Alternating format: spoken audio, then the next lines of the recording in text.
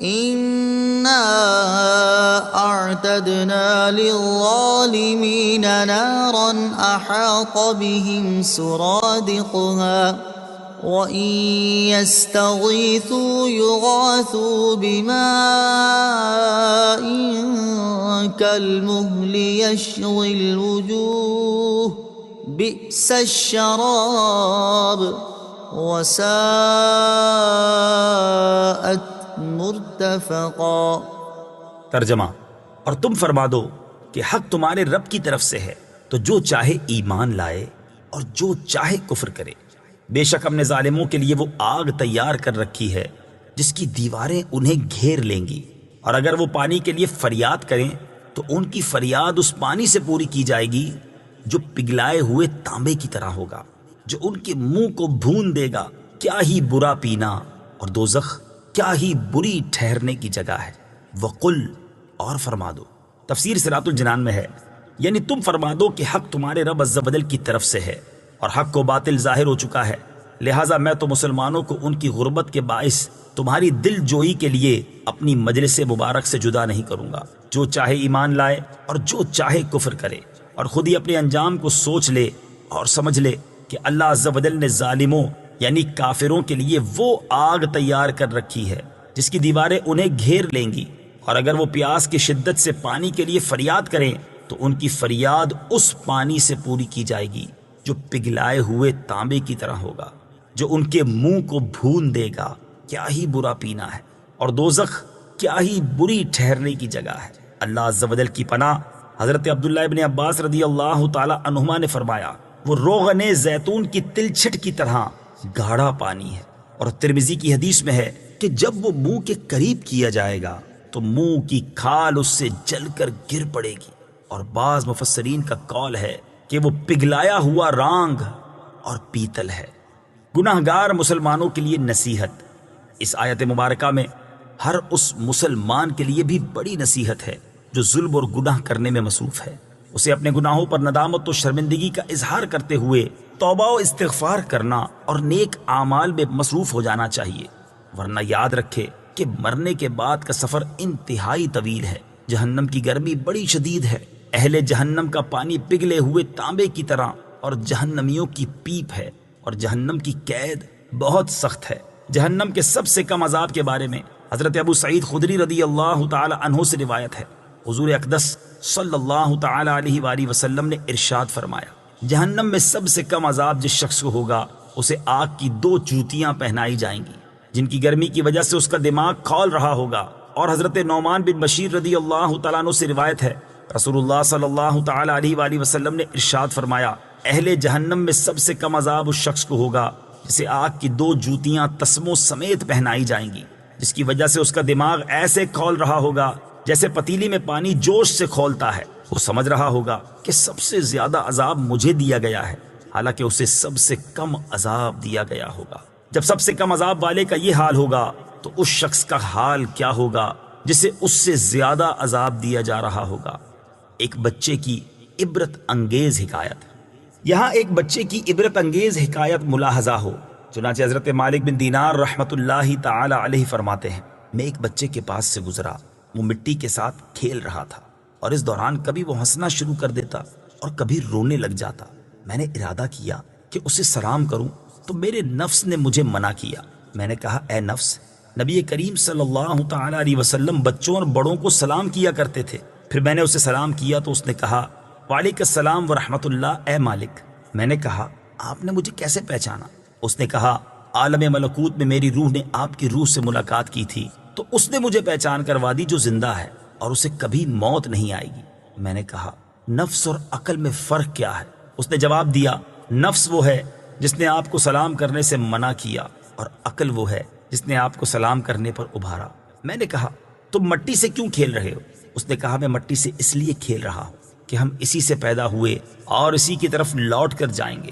میں نے کہا، تم کبھی روتے اور کبھی ہنستے کیوں ہو؟ اس نے کہا، جب مجھے اپنے رب کا عذاب یاد آتا ہے تو میں رونا شروع کر دیتا ہوں، اور جب مجھے اس کی رحمت یاد آتی ہے تو میں ہنسنے لگتا ہوں۔ میں نے کہا، اے میرے بچے، تمہارے نامہ اعمال میں تو کوئی گناہ نہیں جس کی وجہ سے تم رو، کیونکہ تم مکلف ہی نہیں ہو۔ اس نے کہا، آپ ایسی بات نہ کریں، کیونکہ میں نے اپنی والدہ کو دیکھا ہے کہ وہ بڑی لکڑیوں کو چھوٹی لکڑیوں کے ذریعے ہی جلاتی ہے۔ ان الذين آمنوا وعملوا الصالحات انا لا نضيع اجر من احسن عملا اولئك لهم جنات عدن تجري من تحتهم الانهار يحلون فيها من أساور من ذهب ويلبسون ثيابا خضرا من سندس واستبرق متكئين فيها على الأرائك نعم الثواب وحسنت مرتفقا۔ ترجمہ: بے شک جو لوگ ایمان لائے اور نیک اعمال کیے ہم ان کا اجر ضائع نہیں کرتے جو اچھے عمل کرنے والے ہوں۔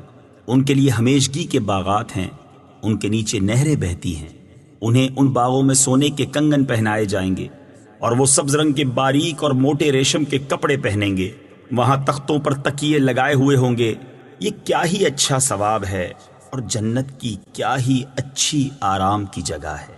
جنات عدن، ہمیشگی کے باغات۔ تفسیر صراط الجنان میں ہے، ارشاد فرمایا کہ ہم نیکوں کا اجر ضائع نہیں کرتے بلکہ انہیں ان کی نیکیوں کی جزا دیتے ہیں، اور ان کا اجر جنات عدن یعنی ہمیشہ بسنے کے باغات ہیں کہ نہ وہاں سے نکالے جائیں اور نہ کسی کو موت آئے۔ پھر مزید یہ کہ ہر جنتی کو سونے اور چاندی اور موتیوں کے کنگن پہنائے جائیں گے، جیسا کہ دیگر آیات میں ہے۔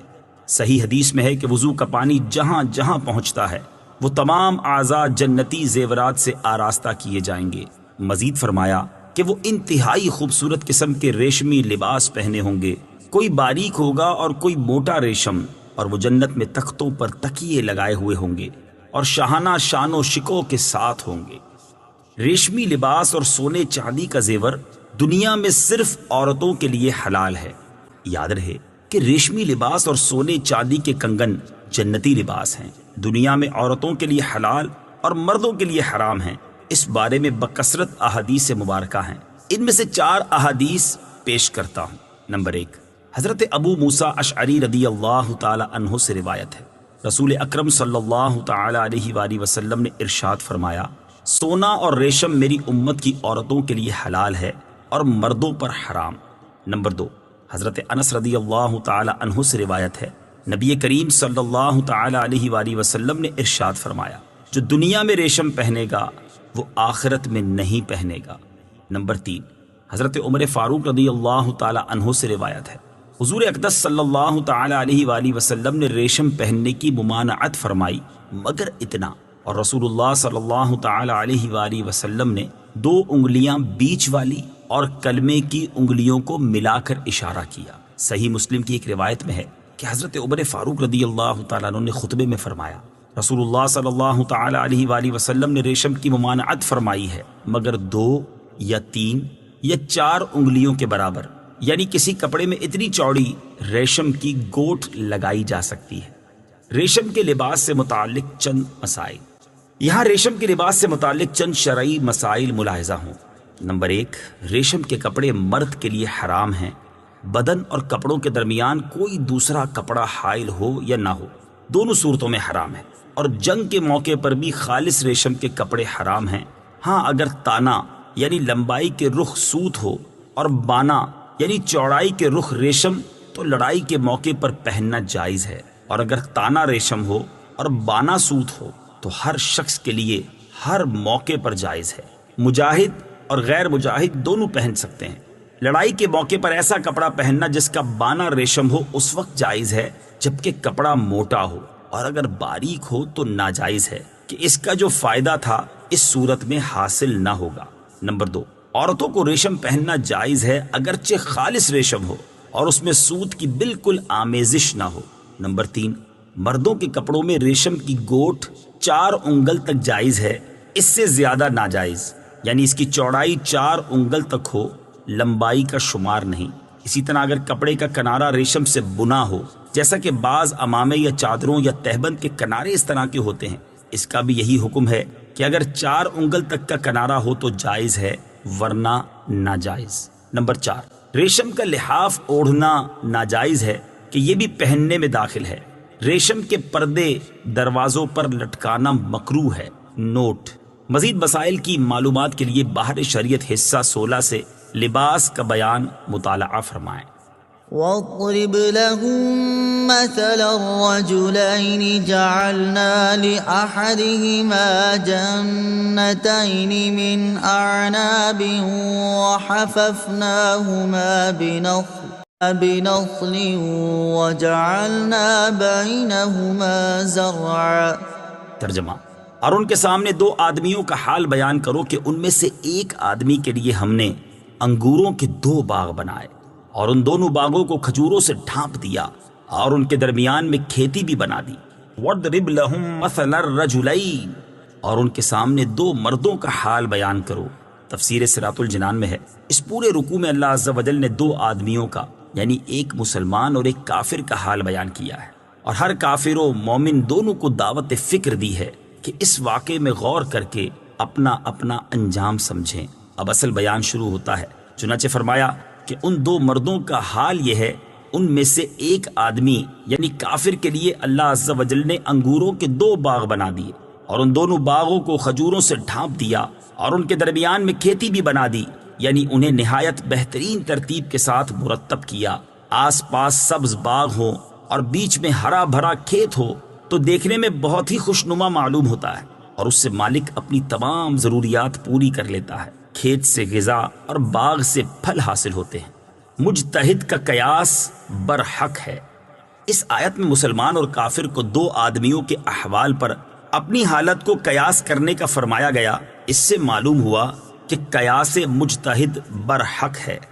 كلتا الجنتين آتت أكلها ولم تظلم منه شيئا وفجرنا خلالهما نهرا وكان له ثمر فقال لصاحبه وهو يحاوره أنا أكثر منك مالا وأعز نفرا۔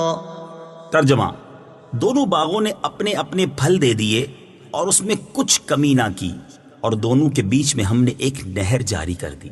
اور اس آدمی کے پاس پھل تھے تو اس نے اپنے ساتھی سے کہا، اور وہ اس سے فخر و غرور کی باتیں کرتا رہتا تھا، اس سے کہا میں تجھ سے زیادہ مالدار ہوں اور افراد کے اعتبار سے زیادہ طاقتور ہوں۔ کلتا الجنتین، دونوں باغ۔ تفسیر صراط الجنان میں ہے، ارشاد فرمایا کہ دونوں باغوں نے اپنے اپنے پھل دے دیے اور اس میں کچھ کمی نہ کی، اور دونوں کے بیچ اللہ تعالیٰ نے ایک نہر جاری کر دی، یعنی کھجور اور انگور۔ دونوں باغوں میں ہی خوب بہار آئی، پھل خوب لگے، جبکہ باغ کے بیچ میں موجود نہر نے باغ کی خوبصورتی اور زینت میں بھی اضافہ کر دیا، اور وہ باغ کے تر و تازہ رہنے کا باعث بھی ہوئی۔ وَكَانَ لَهُ ثَمَرٌ، اور اس کے پاس پھل تھے۔ تفسیر صراط الجنان میں ہے، مزید فرمایا کہ اس باغ والے کافر آدمی کے پاس باغ کے علاوہ اور بھی بہت سا مال و اسباب جیسے سونا، چاندی وغیرہ ہر قسم کا مال تھا، تو وہ اپنے مسلمان ساتھی سے اتراتے ہوئے اور اپنے مال پر فخر کرتے ہوئے کہنے لگا، اور وہ اس سے فخر و غرور کی باتیں کرتا رہتا تھا، کہنے لگا کہ میں تجھ سے زیادہ مالدار ہوں اور افراد کے اعتبار سے زیادہ طاقتور ہوں، یعنی میرا کنبہ قبیلہ بڑا ہے اور ملازم، خدمتگار، نوکر چاکر بھی میرے پاس بہت ہیں۔ اس سے معلوم ہوا کہ شیخی مارنا کفار کا کام ہے، اور اللہ تعالیٰ کی نعمت پر حمد الہی کرنا مومن کا کام۔ اسی طرح مومن کو ذلیل جاننا کفار کا کام ہے۔ ودخل جنته وهو ظالم لنفسه قال ما أظن أن تبيد هذه أبدا۔ ترجمہ: اور اپنے باغ میں گیا حالانکہ وہ اپنی جان پر ظلم کرنے والا تھا، کہنے لگا میں گمان نہیں کرتا کہ یہ باغ کبھی فنا ہوگا۔ وَدَخَلَ جَنَّتَهُ، اور وہ اپنے باغ میں گیا۔ تفسیر صراط الجنان میں ہے، یہاں سے اس کافر کی غافلانہ باتوں کی ابتدا ہوتی ہے۔ چنانچہ وہ باغات کا مالک مسلمان کا ہاتھ پکڑ کر اس کو ساتھ لے کر باغ میں گیا، وہاں اسے فخریہ طور پر ہر طرف لے کر پھرا اور مسلمان کو ہر چیز دکھائی، اور پھر باغ کی زینت و زیبائش اور رونق و بہار دیکھ کر مغرور ہو گیا اور کہنے لگا، میں گمان نہیں کرتا کہ یہ باغ کبھی فنا ہوگا، یعنی ساری عمر مجھے پھل دیتا رہے گا۔ اس سے معلوم ہوا کہ وہ کافر بھی تھا، ناشکرا بھی اور متکبر بھی، اور یہ بھی معلوم ہوا کہ دنیاوی دولت غافل کے لیے زیادہ جرم کرنے کا باعث ہو جاتی ہے۔ وما أظن الساعة قائمة ولئن رددت إلى ربي لأجدن خيرا منها منقلبا۔ ترجمہ، اور میں گمان نہیں کرتا کہ قیامت قائم ہونے والی ہے، اور اگر مجھے میرے رب کی طرف لوٹایا بھی گیا تو میں ضرور اس باغ سے بہتر پلٹنے کی جگہ پالوں گا۔ وما اظن الساعة قائمة، اور میں گمان نہیں کرتا کہ قیامت قائم ہونے والی ہے۔ تفسیر صراط الجنان میں ہے، باغ کے کافر مالک نے کہا کہ مجھے تو اس بات کا گمان بھی نہیں ہے کہ قیامت قائم ہوگی جیسے تیرا گمان ہے، بلکہ مجھے یقین ہے کہ قیامت نہ آئے گی، اور اگر بالفرض قیامت آ بھی گئی تو مجھے آخرت میں بھی اس دنیاوی باغ سے بہتر باغ دیا جائے گا، کیونکہ دنیا میں بھی میں نے بہترین جگہ پائی ہے۔ آیت وما اظن الساعہ سے حاصل ہونے والی معلومات۔ اس آیت سے دو باتیں معلوم ہوئیں۔ نمبر 1، برے اعمال کر کے جنت کی آس لگانی کافروں کا شیوا ہے۔ جو کاشت کر کے گندم کاٹنے کی امید نہیں رکھنی چاہیے۔ نمبر 2، دنیا میں مال ملنے کو اللہ تعالیٰ کی رضا کی علامت سمجھنا کفار کا کام ہے۔ قال له صاحبه وهو يحاوره أكفرت بالذي خلقك من تراب ثم من نطفة ثم سواك رجلا لكن هو الله ربي ولا أشرك بربي أحدا۔ ترجمہ، اس کے ساتھی نے اس کے فخر و غرور کی باتوں کا جواب دیتے ہوئے کہا، کیا تو اس کے ساتھ کفر کرتا ہے جس نے تجھے مٹی سے بنایا، پھر نطفے سے، پھر تجھے بالکل صحیح مرد بنا دیا؟ لیکن میں تو یہی کہتا ہوں کہ وہ اللہ ہی میرا رب ہے، اور میں کسی کو اپنے رب کا شریک نہیں کرتا۔ قال له صاحبہ، اس کے ساتھی نے اسے کہا۔ تفسیر صراط الجنان میں ہے، اس آیت اور اس کے بعد والی آیت کا خلاصہ یہ ہے کہ یہ سب باتیں سن کر اس کافر کے مسلمان ساتھی نے اس کی فخر و غرور کی باتوں کا جواب دیتے ہوئے کہا، کیا تو اس خداوند قدوس کے ساتھ کفر کرتا ہے جس نے تجھے مٹی سے بنایا، پھر نطفے سے، اور پھر تجھے بالکل صحیح مرد بنا دیا؟ یعنی اس نے تجھے عقل و بلوغ، قوت و طاقت عطا کی، اور تو سب کچھ پا کر کافر ہو گیا، لہٰذا تو اس کو مان یا نہ مان، لیکن میں تو یہی کہتا ہوں کہ وہ اللہ عز و جل ہی میرا رب ہے، اور میں کسی کو اپنے رب عز و جل کا شریک نہیں کرتا۔ ولولا إذ دخلت جنتك قلت ما شاء الله لا قوة إلا بالله إن ترني أنا أقل منك مالا وولدا۔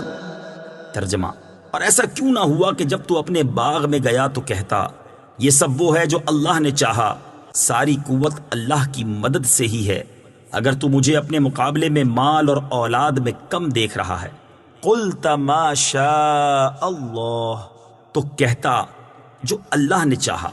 تفسیر صراط الجنان میں ہے، مسلمان نے اس کافر کو سمجھاتے ہوئے کہا کہ ایسا کیوں نہ ہوا کہ تو اس سارے باغ اور اسباب پر اللہ عز و جل کی قدرت و نعمت کا معترف ہوتا، اور اگر تو باغ دیکھ کر ما شاء اللہ کہتا اور اعتراف کرتا کہ یہ باغ اور اس کے تمام محاصل و منافع اللہ تعالیٰ کی مشیت اور اس کے فضل و کرم سے ہیں، اور سب کچھ اس کے اختیار میں ہے، چاہے اس کو آباد رکھے اور چاہے ویران کرے، ایسا کہتا تو یہ تیرے حق میں بہتر ہوتا۔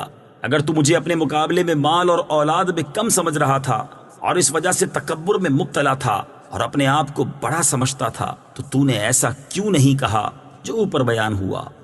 مسلمان اور کافر کا فرق۔ یہاں سے مسلمان اور کافر کا فرق واضح ہوا کہ کافر اپنے مال و دولت اور کامیابی کو اپنی کوششوں کا نتیجہ سمجھتا ہے، جبکہ مسلمان اپنی ہر کامیابی کو اللہ عز و جل کے فضل و کرم کی طرف منسوب کرتا ہے، اور یہی توکل ہے کہ اسباب تو اختیار کیے جائیں لیکن نتیجہ اور ثمرے کی توقع اللہ عز و جل سے کی جائے اور مؤثر حقیقی اسی کی ذات کو سمجھا جائے۔ آفات سے بچنے کا وظیفہ۔ حضرت انس رضی اللہ تعالی عنہ سے روایت ہے، نبی اکرم صلی اللہ تعالی علیہ وآلہ وسلم نے ارشاد فرمایا، جو شخص کوئی پسندیدہ چیز دیکھ کر ما شاء اللہ لا قوت الا باللہ کہے تو اسے نگاہ نقصان نہیں پہنچائے گی۔ حضرت عقبہ بن عامر رضی اللہ تعالی عنہ سے روایت ہے، حضور پر نور صلی اللہ تعالی علیہ وآلہ وسلم نے ارشاد فرمایا، اللہ تعالیٰ کسی بندے کو کوئی نعمت عطا کرے اور وہ چاہے کہ نعمت باقی رہے تو وہ کثرت سے لا حول ولا قوت الا باللہ کہے۔ پھر حضور پر نور صلی اللہ تعالی علیہ وسلم نے یہ آیت تلاوت فرمائی، وَلَوْلَا إِذْ دَخَلْتَ جَنَّتَكَ قُلْتَ مَا شَاءَ اللَّهُ لَا قُوَّةَ إِلَّا بِاللَّهِ فعسى ربي أن يؤتيني خيرا من جنتك ويرسل عليها حسبانا من السماء لیکن نتیجہ اور ثمرے کی توقع اللہ عز و جل سے کی جائے اور مؤثر حقیقی اسی کی ذات کو سمجھا جائے۔ آفات سے بچنے کا وظیفہ۔ حضرت انس رضی اللہ تعالی عنہ سے روایت ہے، نبی اکرم صلی اللہ تعالی علیہ وآلہ وسلم نے ارشاد فرمایا، جو شخص کوئی پسندیدہ چیز دیکھ کر ما شاء اللہ لا قوت الا باللہ کہے تو اسے نگاہ نقصان نہیں پہنچائے گی۔ حضرت عقبہ بن عامر رضی اللہ تعالی عنہ سے روایت ہے، حضور پر نور صلی اللہ تعالی علیہ وآلہ وسلم نے ارشاد فرمایا، اللہ تعالیٰ کسی بندے کو کوئی نعمت عطا کرے اور وہ چاہے کہ نعمت باقی رہے تو وہ کثرت سے لا حول ولا قوت الا باللہ کہے۔ پھر حضور پر نور صلی اللہ تعالی علیہ وسلم نے یہ آیت تلاوت فرمائی، وَلَوْلَا إِذْ دَخَلْتَ جَنَّتَكَ قُلْتَ مَا شَاءَ اللَّهُ لَا قُوَّةَ إِلَّا بِاللَّهِ فعسى ربي أن يؤتيني خيرا من جنتك ويرسل عليها حسبانا من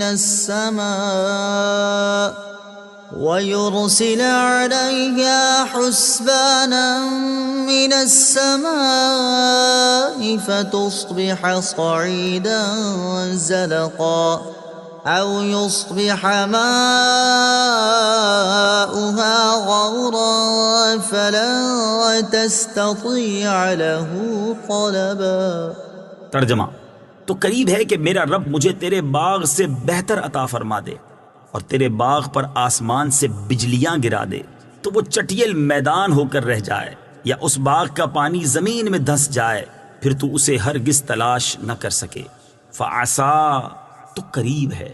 اس آیت اور اس کے بعد والی آیت کا خلاصہ یہ ہے کہ مسلمان نے مزید کہا کہ قریب ہے، یعنی ایسا بھی ہو سکتا ہے کہ میرا رب عز و جل مجھے تیرے باغ سے بہتر عطا فرما دے اور تیرے باغ پر آسمان سے بجلیاں گرا دے تو وہ چٹیل میدان ہو کر رہ جائے کہ اس میں سبزے کا نام و نشان باقی نہ رہے، اور اپنی زندگی ہی میں تو اس باغ کو برباد ہوتا ہوا دیکھے اور کف افسوس ملتا رہ جائے، یا اس باغ کا پانی زمین میں دھس جائے اور نیچے چلا جائے کہ کسی طرح نکالا نہ جا سکے۔ چنانچہ ایسا ہی ہوا کہ عذاب آ گیا، اور اگلی آیات میں اسی کا بیان ہے۔ وَأُحِيطَ بِثَمَرِهِ فَأَصْبَحَ يُقَلِّبُ كَفَّيْهِ عَلَى مَا أَنفَقَ فِيهَا وهي خاوية على عروشها ويقول يا ليتني لم أشرك بربي أحدا ولم تكن له فئة ينصرونه من دون الله وما كان منتصرا هنالك الولاية لله الحق هو خير ثوابا وخير عقبا۔ ترجمہ، اور اس کے پھل گھیر لیے گئے تو وہ ان اخراجات پر اپنے ہاتھ ملتا رہ گیا جو اس باغ میں خرچ کیے تھے، اور وہ باغ اپنی چھتوں کے بل اوندھے منہ گرا ہوا تھا، اور وہ مالک کہہ رہا ہے اے کاش میں نے اپنے رب کے ساتھ کسی کو شریک نہ کیا ہوتا، اور اس کے پاس کوئی جماعت نہ تھی جو اللہ کے سامنے اس کی مدد کرتی، اور نہ ہی وہ خود بدلہ لینے کے قابل تھا۔ یہاں پتہ چلتا ہے کہ تمام اختیار سچے اللہ کا ہے، اور وہ سب سے بہتر ثواب دینے والا اور سب سے اچھا انجام عطا فرمانے والا ہے۔ وَأُحِيطَ بِثَمَرِهِ، اور اس کے پھل گھیر لیے گئے۔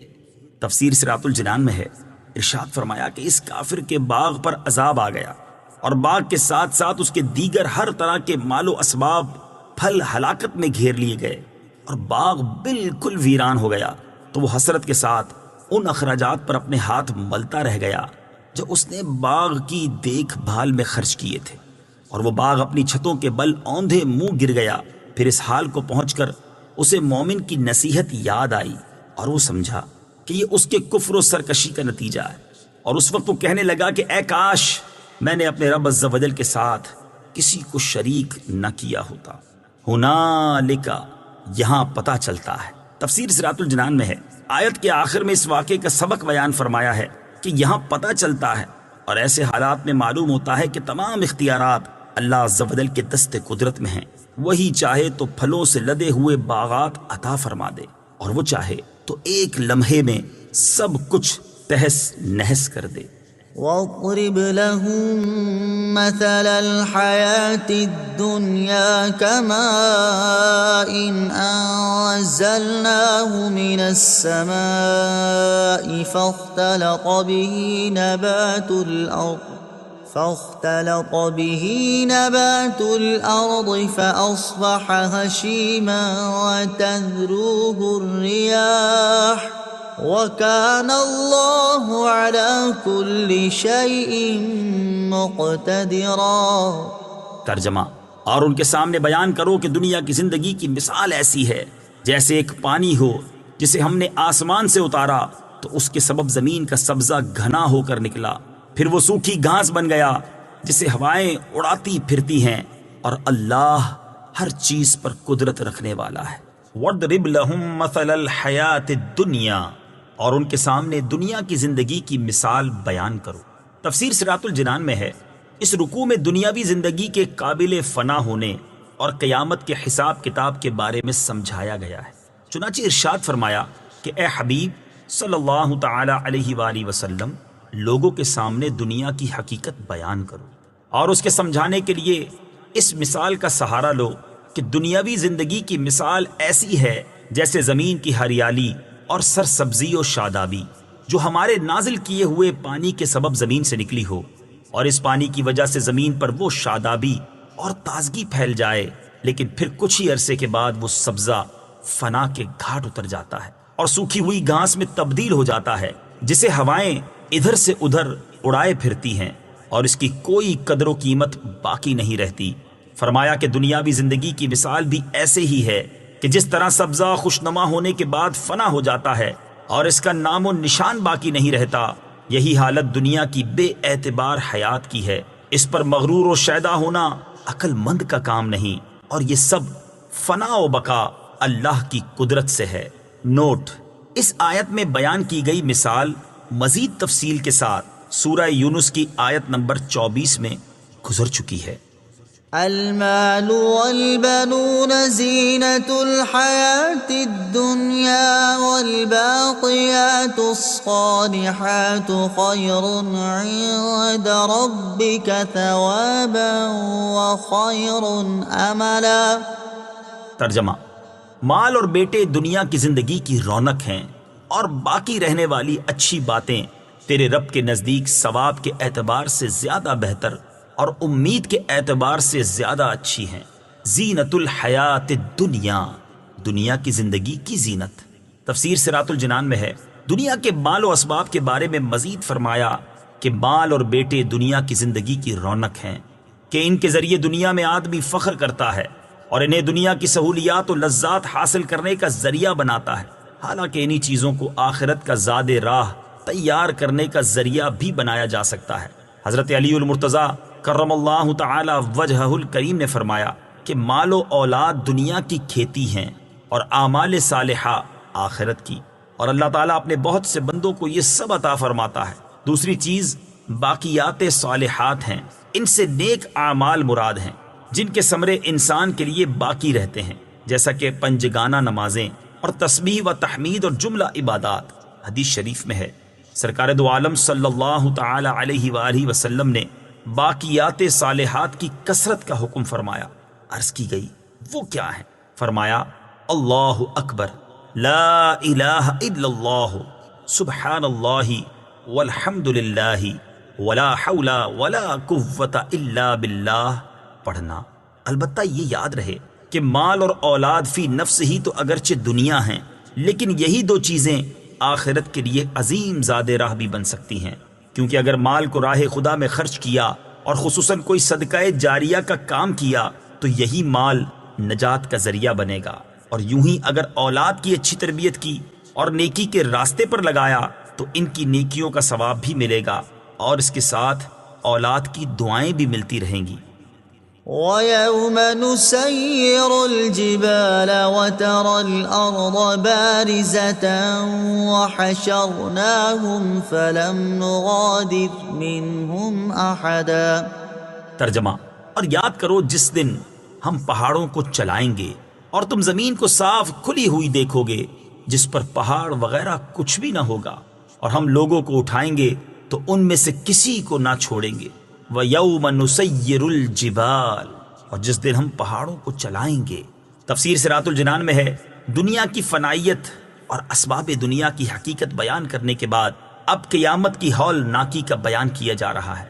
چنانچہ ارشاد فرمایا کہ یاد کرو جس دن ہم پہاڑوں کو چلائیں گے کہ وہ اپنی جگہ سے اکھڑ کر بادلوں کی طرح اڑتے پھریں گے اور ریزہ ریزہ ہو جائیں گے، اور تم زمین کو صاف